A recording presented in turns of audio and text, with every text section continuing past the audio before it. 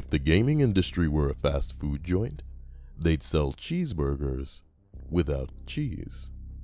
When questioned on this, they'd offer the cheese for an additional price.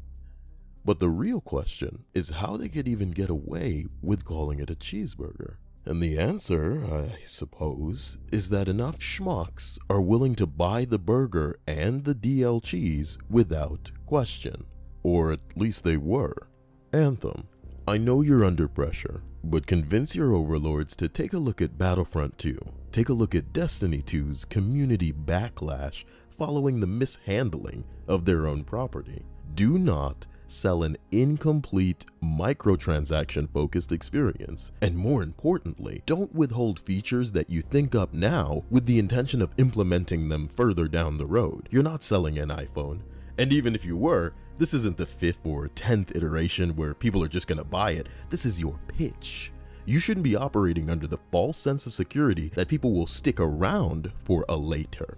You need to sell us a complete cake, not try to charge us for DLC icing down the road. I know it worked for Destiny, and what a terrible precedent that's been setting. But believe it or not, even those cucks are starting to wake up. Accessibility is acceptable. The best experiences are shared, and I have faith that you can craft something most can get in on, while still offering something for the more hardcore players. For me, there's no better feeling than having my girl jump on Mercy with little to no gaming experience and contribute just as much, if not more, than any other player. But in Anthem, you're gonna need to allow modes and difficulties where the training wheels can come off. Some people play games for a challenge. Other people wanna feel like a badass during the brief amount of time that they get between school, work, the wife, the kids, whatever obligation they have. But what you need to do is strike a balance between the two. Don't be afraid to offer challenges that seem overwhelming, even if your playtesters fail. Dark Souls, Cuphead, these aren't games considered the second coming of Jesus Christ because they're easy. They offer an overwhelming difficulty that isn't just more health or more damage. It's overwhelming, but it's not impossible. Give us guns, gear, and skins that we earn, not participation trophies.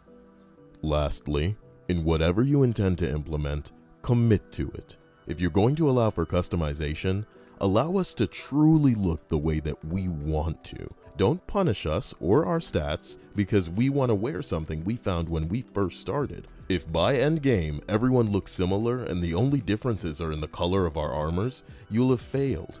Got lore?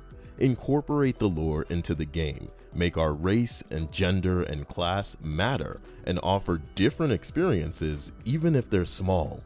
While we're at it, allow a person's stats to be visible in a career profile if they're highlighted. Things like kills, completions, revivals, hidden items found. If you're going for a social game, commit to it. Allow us to speak in lobbies and our social spaces. Allow for proximity chat when people pop in and out of our PvE instances. This will allow for interesting and unique experiences that would be more akin to Red vs. Blue or VR chat. We have enough safe spaces in games. Please, let us have some fun. To anyone involved in Anthem who has given this their time, thank you.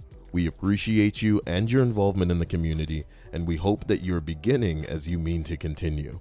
My name's Cyael, and I'm hopeful and optimistic about what Anthem could be.